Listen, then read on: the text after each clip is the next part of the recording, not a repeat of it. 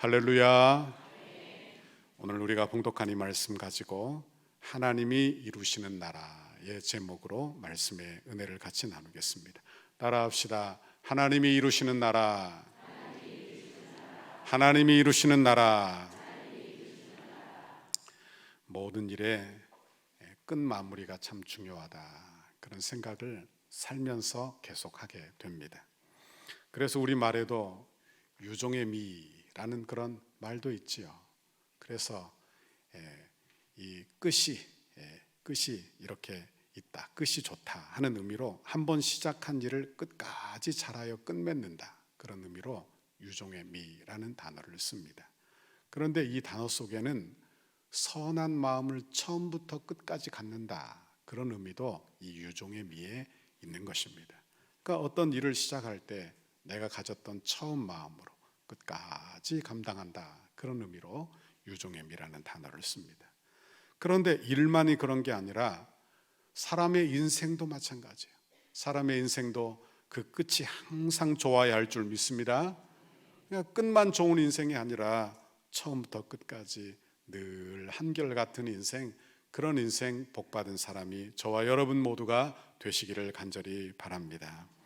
오늘 본문에 나오는 여호수아, 이 여호수아는 인생의 끝이, 처음과 끝이 늘 같았던 사람, 늘 순종하는 사람, 열매 맺는 사람, 그 사람이 바로 여호수아예요.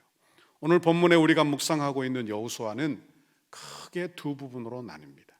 1절에서 11장에서 12장까지가 전반부고, 그리고 13장에서 마지막 장 24장까지가 후반부예요. 그리고 이 여호수아서를 큰 산으로 이렇게 비유를 한다면 13장이 바로 그 산의 정상이라고 볼 수 있는 것입니다.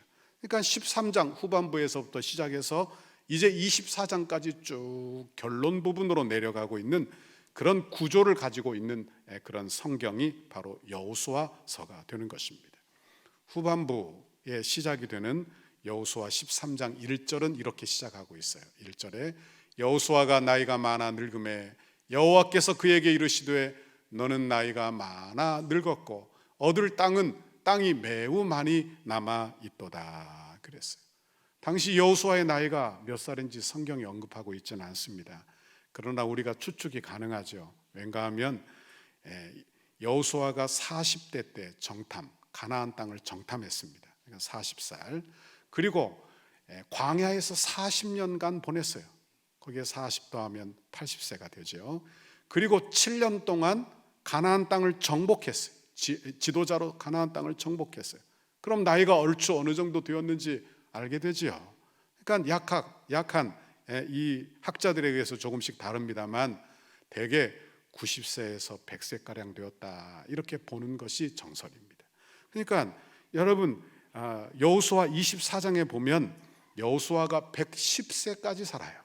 그러니까 여호수아가 지금 자기 인생의 주기 중에 지금 어떤 주기에 와 있는지를 오늘 우리가 알게 된다 하는 것입니다. 여러분, 지금까지 여호수아는 하나님의 뜻대로 살았어요. 그러니 이제는 뭔가 새롭게 하는 것보다는 지금까지 한 일을 잘 정리해야 하는 그런 인생의 마지막 주기에 접어들었다 하는 말씀입니다.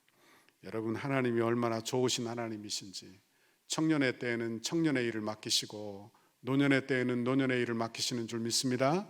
그러니까 해야 될 일이 각각 다르다는 이야기. 해야 될 일이 각각 달라요.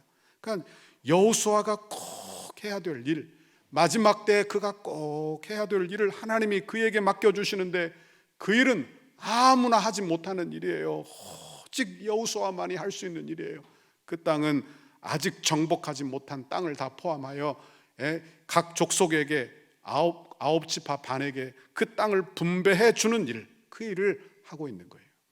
요단강 동편에서는 모세가 두 지파 반에게 땅을 나누어 주었습니다. 이제 요단강 서편에 땅을 나누어 줄 때는 오직 여호수아만 그 일을 할 수 있는 권위를 가지고 있는 거예요. 우리가 가나안 땅 정복의 이 역사를 공부하는 것은, 여러분, 이것은 한 나라의 역사로만 보지 않기를 바랍니다. 왠가하면 이스라엘 나라가 가나안 땅을 정복하는 이 모든 역사는 성도가 하나님의 나라 천국에 들어가는 그 모습을 그대로 그대로 예표하여 보여주기 때문에 이 말씀에는 영적인 교훈이 우리에게 너무나 많이 들어있다는 것을 우리가 알게 되는 거예요. 원하기는 저와 여러분이 이 말씀 묵상하며 하나님의 은혜와 축복이 임하시기를 간절히 바랍니다.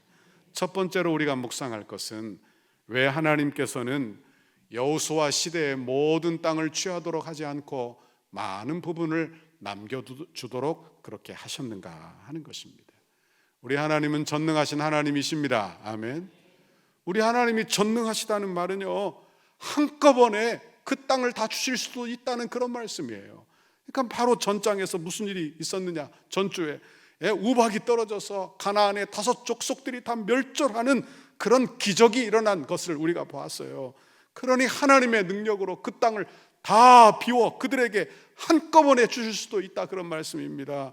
그럼에도 불구하고 다 주시지 않고 많은 부분을 남겨두시고 그 땅을 그저 그 남겨둔 채로 분배하도록 하시는 거예요. 왜 이렇게 하시는가? 왜 하나님이 이렇게 하시는가 하는 거예요. 우리도 예수 믿고 이런 질문을 늘 합니다. 하나님이 기도하면 그저 응답 다 해주시면 좋지 않은가?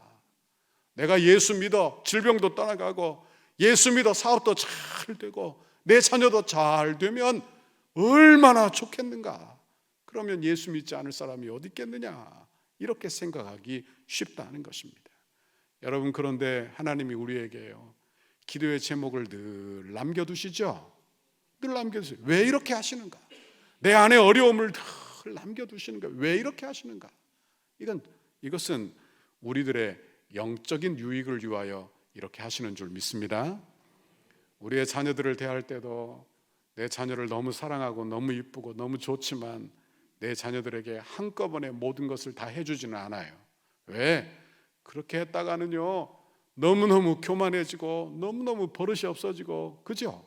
예? 그러니까 꼭 필요한 것만 해주는 거예요. 사랑하니까 그렇게 해주는 거예요. 우리 주님이 주의 자녀들을 어떻게 대하시는지를 잘 보아야 돼요. 모든 지역을 다 통째로 다 주실 수 있지만 하나님이 그렇게 하시면 그들이 나태해지고 하나님을 찾지도 않고 그들이 죄를 짓고 살 것이 분명하니 하나님이 어떻게 하시느냐? 그들에게 대적을 남겨두어 여전히 기도하게 하시고 여전히 준비하게 하시고 여전히 하나님의 은혜에 매어 살도록 하나님이 하셨다 하는 거예요. 우리에게도 마찬가지인 줄 믿습니다. 주석학자인 매테오 헨리라는 분이 이 구절을 주석하면서 아주 멋있는 말을 했어요. 앞에 보세요. 하나님이 대적자들을 남게 두신 이유, 그 이유를 뭐라고 했느냐? 너무너무 멋있어요. 백성들로 하여금 갑옷을 벗지 않게 하기 위해서다. 그래서 갑옷을 벗지 않아.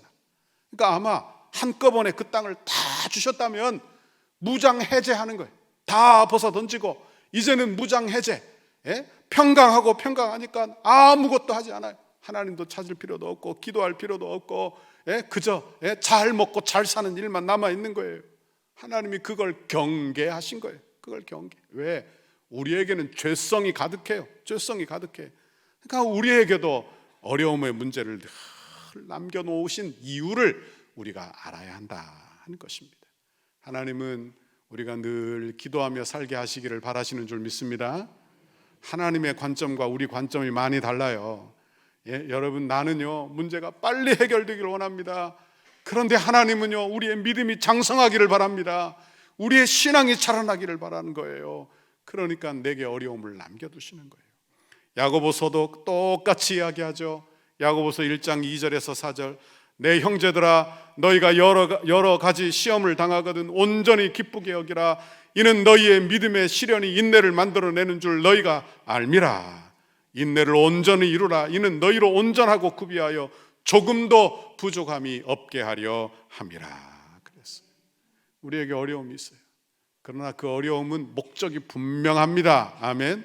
어떻게 해요? 우리를 온전하게 하신다는 거예요. 우리를 조금도 부족함이 없게 한다는 거예요. 여기서 조금도 부족함이 없다, 그 말은 내 영을 복되게 하신다는 의미를 가지고 있는 거예요. 여러분, 그러니 우리는 너무 감정에 치우치지 말아야 할 줄 믿습니다. 내가 고난당하면요 감정이 막 상해요. 그래서 무슨 생각을 하느냐? 아이고, 하나님 너무하십니다. 하나님이 내게 이럴 수 있습니까? 왜 내게 이렇게 하십니까? 그러면 감정이 상해. 여러분, 이렇게 하지 말라는 거예요. 왜? 우리에게 있는 어려움은 항상 목적이 있다는 것을 알아야 돼요. 욥의 경우를 보세요. 욥은 이유를 모르는 그런 고난을 당했어요. 그런데 욥이 어떻게 고백합니까? 욥기 1장 22절에 보니까 이 모든 일에 욥이 범죄하지 아니하고 하나님을 향하여 원망하지 아니하니라. 하나님을 향해서 뭘 하지 않았어요? 원망하지 않았다는 거예요. 왜 이런 어려움을 내게 주십니까? 왜 내게 이렇게 하십니까? 이렇게 하지 않았다는 거예요. 왜? 그 이유가 뭐냐? 하나님이 나를 온전케 하실 것이기 때문에, 나를 구비함 없이 조금도 부족함이 없게 하실 것이기 때문에, 그 하나님의 선하신 뜻을 여러분 우리가 믿기 때문에, 여러분 원하기는 우리가 이런 선하신 하나님을 신뢰하고 바라볼 수 있게 되기를 간절히 바랍니다. 신앙생활은요, 우리의 고난의 문제를 잘 다루어야 됩니다. 이건 신앙생활뿐만이 아니에요. 우리의 인생도 마찬가지예요. 내 인생도 고난의 문제를 잘 다루어야 돼요. 어떻게 반응하고 사느냐가 내 인생을, 신앙생활을 결정한다는 그런 말씀입니다. 여러분, 내가 원하는 것을 다 받는 것만 은혜인가요? 아니에요. 받지 않는 것도 어떤 면에서 보면 은혜입니다. 받지 않는 것. 그러니까 내가 구해요. 하나님께, 하나님 이것 주세요, 하나님 저것 주세요, 이렇게 구하는데 하나님이 구하는 대로 다 주시는 것, 이것만이 복이 아니라 하는 말씀이에요. 나로 그걸 남겨두시고 주지 않으심으로 말미암아 하나님께 기도하게 하고 하나님께 매달리게 하고 하나님의 은혜를 붙잡게 한다면 그것이 은혜, 그것이 은혜. 여러분 원하기는 이런 은혜를 여러분에게도 주시는 줄 믿습니다. 우리 교회가 성전 건축할 때 제가 이런 생각을 했어요. 우리 교회가 성전 건축을 위해서 기도문을 작성하고 8년, 9년 이렇게 넘게 기도를 했습니다. 건축문을 작성하고, 건축 기도문을 작성하고 기도하는데요, 제 가슴이 막 뛰더라. 금방 이루어질 것 같더라고요. 그런데 1년이 지나 2년이 지나 3년이 지나 5년이 돼도 6년이 돼도 7년이 돼도 아무런 기미도 없어요. 어떻게 해야 될지 모르겠다. 답답했어요. 너무너무 어려웠어요. 그런데 지금 되돌아보면 하나님의 때가 있구나 하는 생각을 해보게 되는 것입니다. 하나님의 때가 가장 좋은 때라. 하나님의 때가 가장 좋은 때라. 여러분, 우리 교회가 기도를 충분히 하고 기도 응답받아 건축하게 된 게 얼마나 감사합니까? 그렇죠? 얼마나 감사해요. 코로나 때 우리 온 성도들이 흩어지지 아니하고 오히려 건축 때문에 다 하나가 되었으니 얼마나 감사합니까? 얼마나 감사해요. 여러분, 그래서 제가 알았어요. 하나님이 주시는 때가 가장 좋은 때구나. 하나님의 때 하나님의 뜻을 이루시는구나. 아멘. 하나님이 이루시는 거예요. 이스라엘 백성들에게 대적을 남겨두었습니다. 마음이 어렵겠죠. 고통스럽고. 왜 찌르니까? 고통스럽고 괴로워요. 그런데 이스라엘 백성들에게는요, 이 남겨둔 대적 때문에 하나님의 은혜를 의지하는 거예요. 하나님 도와주세요, 하나님 도와주세요, 하나님만 의지하는 거예요. 그러니까 모든 정착과 정복을 실행하면서 오직 하나님의 은혜만을 의지하는 거예요. 이게 은혜예요. 이게 은혜. 만약 여러분에게 어려움이 있어요, 그래서 예수 믿게 되었다면 그건 복입니다. 아멘을 안 하셔도 그건 복이에요. 왜? 내가 정말 예수 믿을 사람이 아닌데 고난 때문에 기도하게 됐고 주님 전에 나오게 되었고 전능하신 하나님에 대하여 생각하게 되었고 그리고 내 영혼에 대해서 생각하게 되었다면 이건 기적 중에 기적이요, 복 중에 복이에요. 내가 은혜를 모르고 기도할 줄 모르는 사람이 내 가정의 어려움으로 말미암아 하나님 도와주세요, 하나님 도와주세요, 기도하다가 응답받아 살아계신 하나님을 만나게 되었다면 그건 복입니다. 그건 복이에요. 유익이에요. 그건 유익이에요. 하나님이 나를 온전케 하신 그런 도구로 하나님이 내 고난, 내 어려움을 사용하셨다는 말씀입니다. 여러분, 우리가 어려움 당하면 속히 지나가기를 바라죠. 저도 그렇습니다. 없기를 바라고 속히 지나가기를 바라요. 그러나 내게 있는 고난을 어떻게 대하는가를 조금 바꿔야 된다.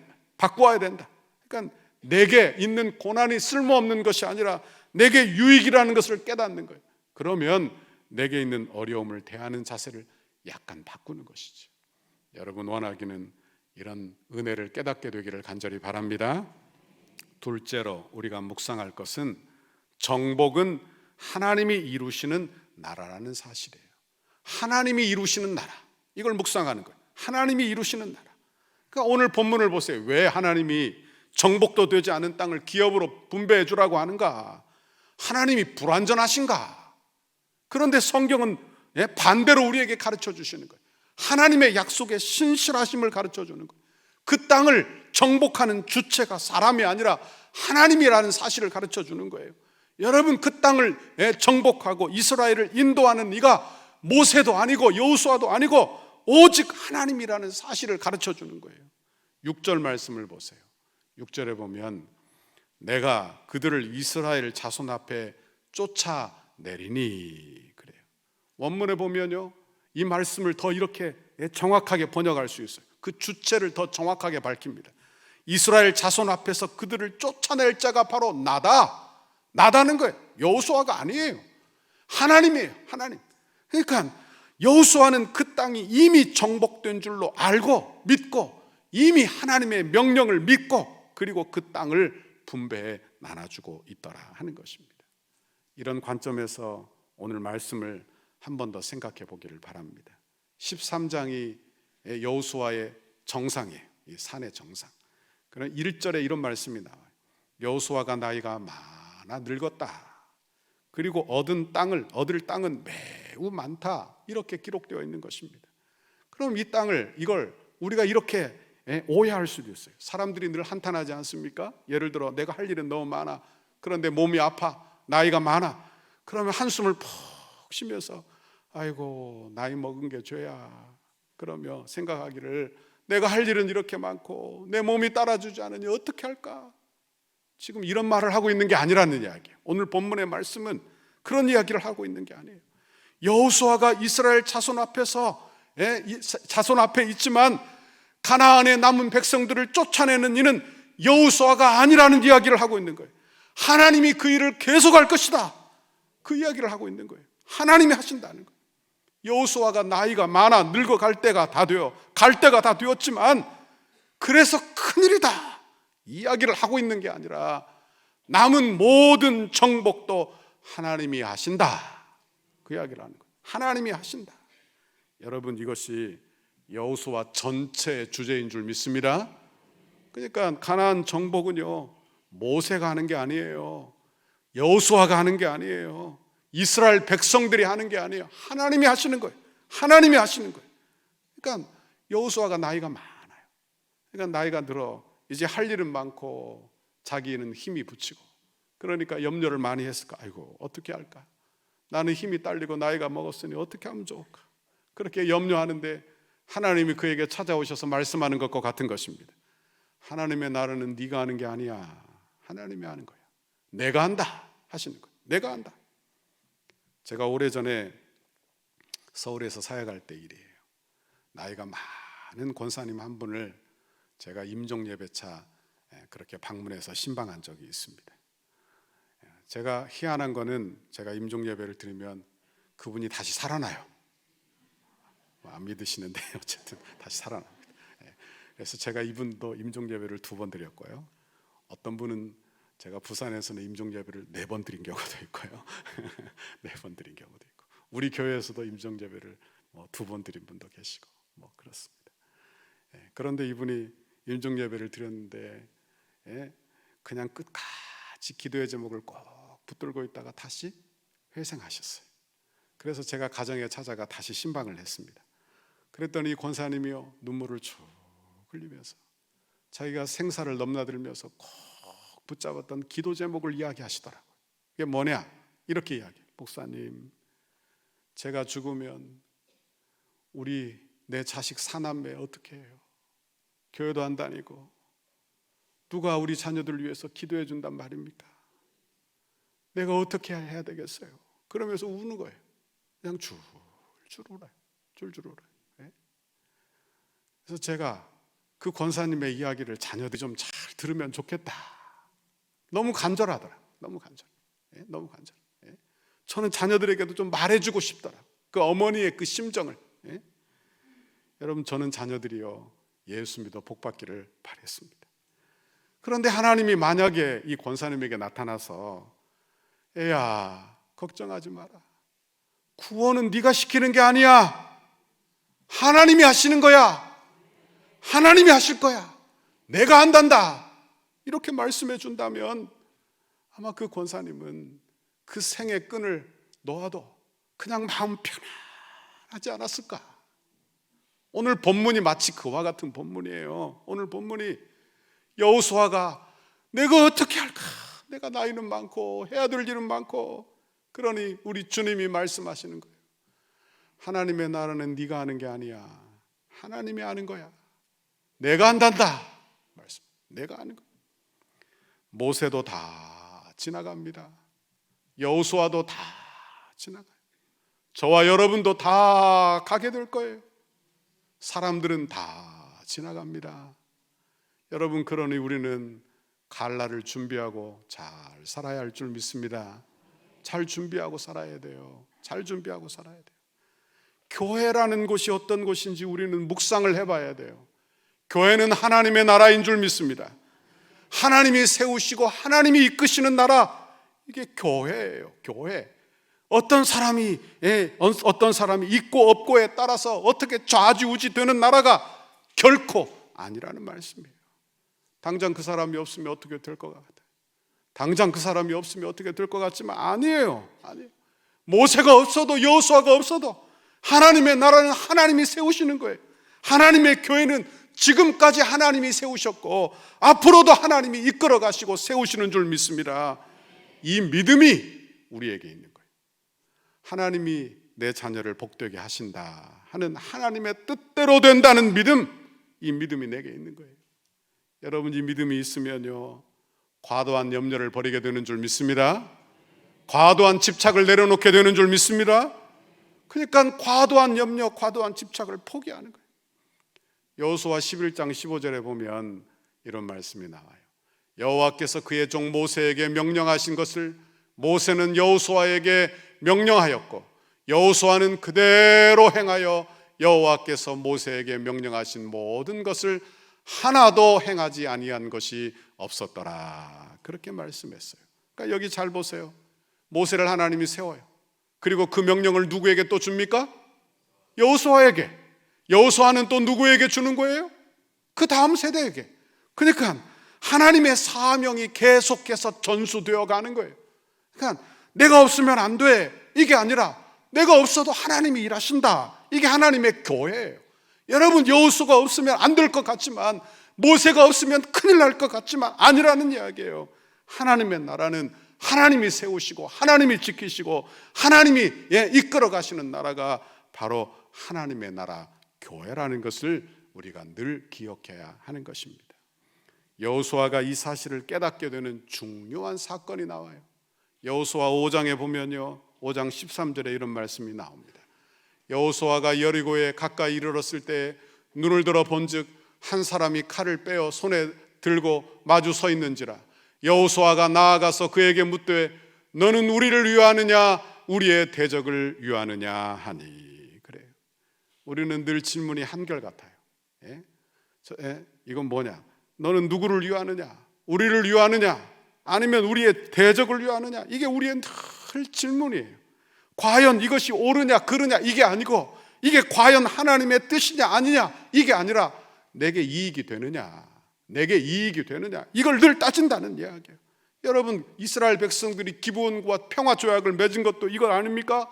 하나님의 뜻이 뭐냐 이걸 따지지 않고, 이것이 정말 하나님의 말씀이냐 이렇게 따지지 않고, 이것이 내게 유익이 되느냐 이익이 되느냐 이것을 따라 결정한 결과가 아닙니까? 여러분, 우리는요 늘 이것 따라서 하는 거예요. 그런데 오늘 본문에 보니까 칼을 빼든 사람이 여호수아에게 이 여호수아의 질문에 대답을 이렇게 해요. 14절 같이 읽어. 5장 14절 읽어봅니다. 시작. 그가 이르되 아니라 나는 여호와의 군대 대장으로 지금 왔느니라 하는지라. 아멘. 이 문장은요 전체가 부정문이에요. 우리가 오늘 본문에 보니까 아니라 이렇게 되어 있지만 원래 원문에서는 전체가 부정문이에요. 그러니까 어떤 뜻이냐? 너의 대적을 위한 것도 아니지만 너를 위한 것도 아니라는 거예요. 나는 하나님 나라의 군대 대장으로 왔다는 거예요. 이게 뭘 의미하는지를 한번 보세요. 우리는 보통 이런 생각을 합니다. 하나님의 군대 대장이 왔다, 그러면 이스라엘을 돕기 위해서 왔다, 이렇게 생각하기 쉽다는 것이죠. 그런데 지금 그 이야기를 하고 있는 게 아니에요. 나는 너희는 하나님의 군대요, 나는 너희 군대 대장으로 왔다는 거예요. 이게 전혀 다른 이야기를 하는 거예요. 도우러 온 게 아니라 대장으로 직접 지휘하러 왔다. 이건 전혀 다른 이야기를 하고 있다 하는 것입니다. 여러분, 이 사실을 우리의 신앙에도 적용해야 합니다. 우리는 항상 생각하죠. 하나님이 내 편이신가? 내 대적의 편이신가? 2차 대전 때도 기독교 국가들이 싸워요. 그러면 뭘 합니까?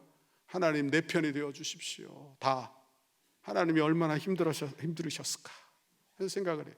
여러분, 그런데 신앙생활은요, 이게 내게 유익이 될 것인가?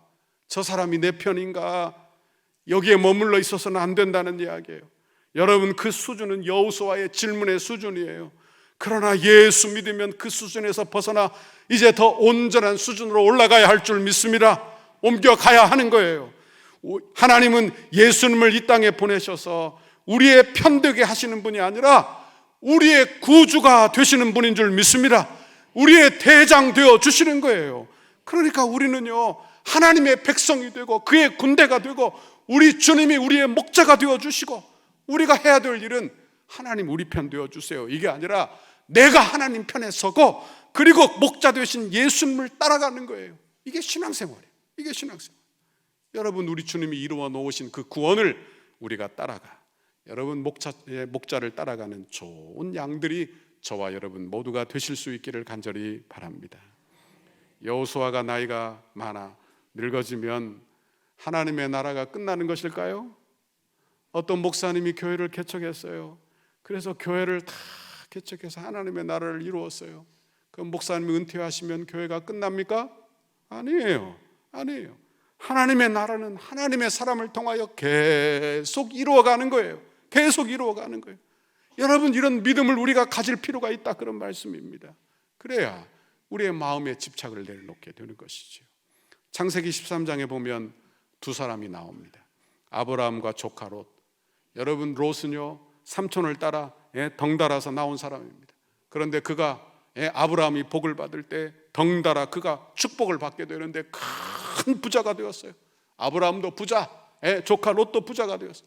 그러니까 목자들이 많고 양들이 많으니까 막 서로 싸우기 시작하는 거예요. 그때 이제 갈라서게 되는데 창세기 13장 9절에 이런 말씀이 나와요. 내가 앞에 온 땅이 있지 아니하냐? 내 앞에 온 땅이 있지 아니하냐? 이건 아브라함이 롯에게 하는 이야기입니다. 나를 떠나라. 내가 좌하면 나는 우하고 내가 우하면 나는 좌하리라. 그리고 그 다음 절에 보니까 이렇게 말씀해요. 10절에 이에 롯이 눈을 들어 요단 지역을 바라본즉, 누가 바라봐요? 자기가 바라보는 거예요. 자기 자신이 바라본 거예요. 소알까지 온 땅에 물이 넉넉하니 여호와께서 소돔과 고모라를 멸하시기 전이었으므로 여호와의 동산 같고 애굽 땅과 같았더라. 그랬어요. 여기 본문에 보면 조카 롯이 눈을 들어 봤어요, 요단 지역을. 근데 여기서 봤다, 이 말은 여러분, 우리가 볼 때 어떻게 봅니까? 멀리 바라보려면요, 이렇게 발꿈치를 들고서 멀리 내다보는 것입니다. 그러니까 이게 어떤 의미냐? 발꿈치를 들고서 자기의 앞날을 조망해서 보는 거예요. 내가 잘 살 수 있을까? 내가 이 선택을 하면 잘 될까? 내게 이익이 될까? 이런 생각을 하고 바라본 것이지요. 그러니까 눈을 들어 바라본 주체가 누구냐? 바로 롯 자신이에요. 자신. 그런데 창세기 13장 14절에 아브라함은요, 달라요. 아브라함은 하나님의, 여러분, 믿음의 조상인데 그는 달라요. 13장 14절 같이 한번 읽어봅니다. 시작. 롯이 아브라함을 떠난 후에 여호와께서 아브라함에게 이르시되 너는 눈을 들어 너 있는 곳에서 북쪽과 남쪽 그리고 동쪽과 서쪽을 바라보라. 아멘. 여기 아브라함이 눈을 들어 바라보는데 그 보게 하시는 이가 누구예요? 아브라함 자신이 아니고 하나님이시라 하는 것입니다. 여기에서 우리가 중요한 사실을 발견하게 돼요. 이 세상에는요, 자기 눈으로 보는 사람이 있고요, 하나님이 보게 하신 사람이 있습니다. 너는 누구 편이냐 이렇게 묻는 사람이 있고, 내가 하나님 편에 서는 사람이 있어요. 여호수아가 늙어서 큰일 났다 이렇게 생각하는 사람이 있고, 여호수아는 늙어서 없어져도 하나님의 나라는 하나님이 이루시고 세우신다 이렇게 믿는 사람이 있다 그 말이에요. 여러분, 믿음의 차이죠. 믿음의 차이. 내 눈으로 보고 내 편을 만들고 사람이 이루려고 용쓰고 살면 살수록 어떻게 되느냐? 삶이 무거워요. 삶이 무거워요. 신앙생활이 재미가 하나도 없어요. 왜? 내 힘으로는 안 되거든요. 신앙생활은 그렇게 하는 게 아니고, 신앙생활은 예수님을 나의 구주, 나의 하나님으로 영접하는 거예요. 우리 주님을 내 편 삼으려고 노력하는 게 아니라 내가 예수님 편에 서는 거예요. 내가 예수님 편에 서는 거예요. 여러분, 사람이 이루려고 하는 것이 아니라 하나님이 이루시는 것을 따라 사는 거예요. 내가 목자 되려고 하지 아니하고 목자 되신 예수님을 따라가는 거예요. 따라가는 거예요. 이게 바로 신앙생활이라 하는 것입니다. 여러분, 운동 잘 하시는 분들 우리 교회에도 많습니다. 탁구 잘 치시는 분들, 테니스 잘 하시는 분들, 골프 잘 치시는 분들, 운동, 어떤 운동을 하든지. 여러분, 코치가 운동하는 사람에게 뭐라고 하는 줄 압니까? 아이고, 힘 좀 빼세요. 힘 좀 빼라 그래. 예? 스윙을 해도 힘을 빼야 스윙이 잘 되는 것이죠. 힘을 빼야 돼. 그래야 온전하게 하는 것이죠. 신앙생활도 똑같아요. 똑같아요. 여러분, 믿음이 좋다 이 말은 내 의지의 힘을 좀 빼는 거예요. 내 주장의 힘을 좀 빼는 거예요. 그리고 하나님의 뜻을 묻는 거예요. 하나님이 행하시는 일에 집중하는 거예요. 그리고 하나님의 뜻이라고 여기면 내 힘을 빼고 내 의지를 꺾고 순종하는 거예요.